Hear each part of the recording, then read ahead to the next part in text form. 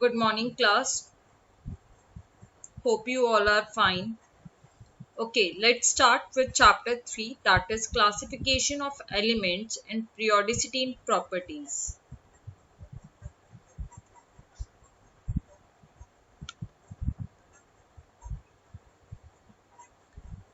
Uh,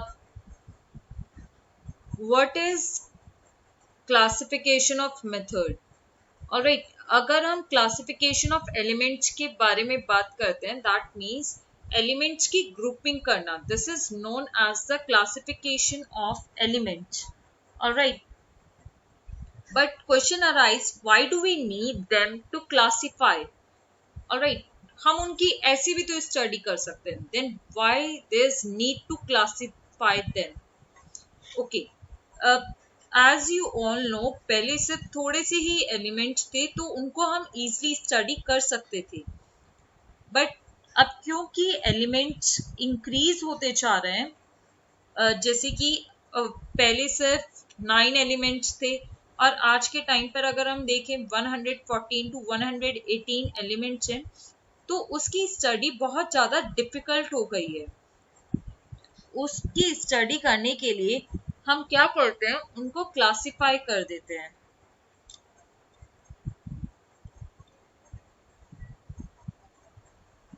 okay, जिससे कि हम उसकी स्टडी अच्छे से कर सके, to make the study easier.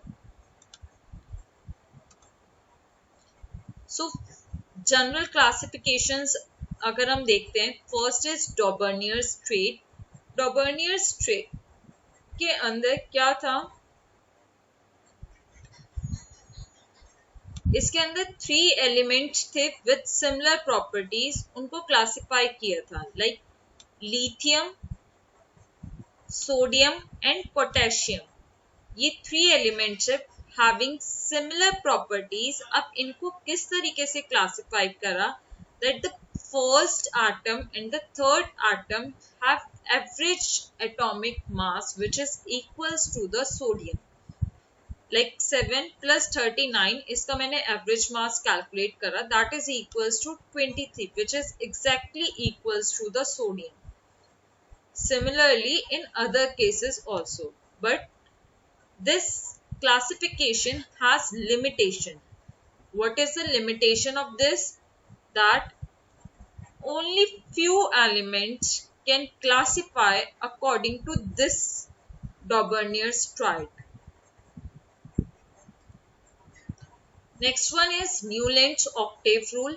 Newland octave rule के अंदर भी same properties को ध्यान में रखकर and एटॉमिक वेट को ध्यान में रखकर क्लासिफाई किया गया था. जैसे म्यूजिकल नोट्स में होता है कि first element and eighth element की प्रॉपर्टीज सेम होती है, इसमें भी यही चीज देखी गई.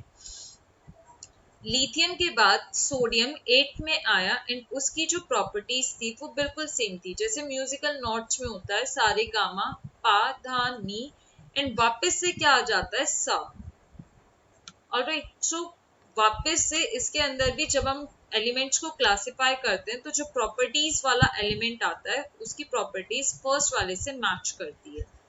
सो इसकी क्या लिमिटेशंस रही, ये बहुत हद तक सक्सेसफुल था, लेकिन ये सिर्फ और सिर्फ कैल्शियम तक ही सक्सेसफुल रहा.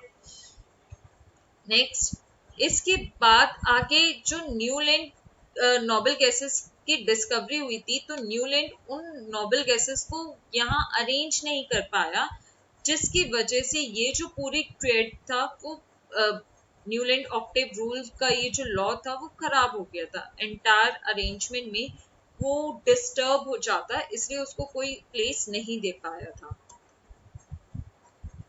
Next one is Mendeleev's periodic table.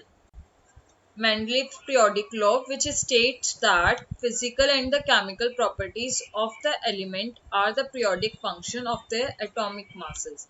That means जो कुछ भी physical and chemical properties है किसी भी elements की, वो किसके ऊपर डिपेंड करती है, उसके atomic mass के ऊपर डिपेंड करती है.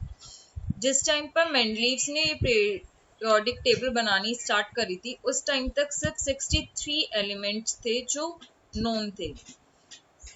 ऑलराइट, फिर इस तरीके से कुछ वर्टिकल ग्रुप्स एंड हॉरिजॉन्टल रोज बनाई थी जिसको सीरीज के नाम से जाना गया था।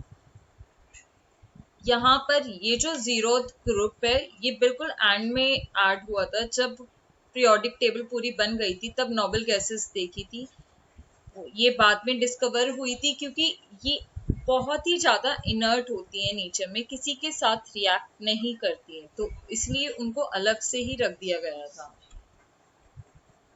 Next, importance of Mendeleev's periodic table. Mendeleev's periodic table की क्या क्या इम्पोर्टेंस थी उसको देखना है हमें। फर्स्ट, इसका यूज रहा सिस्टमैटिक स्टडीज के लिए। सेकंड, इसका यूज था कि इसकी हेल्प से हम न्यू एलिमेंट्स को डिस्कवर कर पाए, जैसे कि एक का एल्यूमिनियम एंड एक का सिलिकॉन, जिसको बाद में गैलियम एंड जर्मेनियम के नाम से जाना गया था, क्योंकि मेंडलीव्स ने अपनी पीरियोडिक टेबल में इन दो एलिमेंट्स के लिए स्पेस छोड़ दिया था।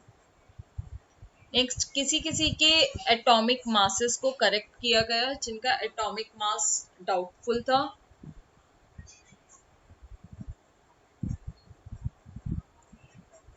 Next is defects in Mendeleev's periodic table. Mendeleev's periodic table में क्या क्या डिफेक्ट्स थे। First is position of hydrogen.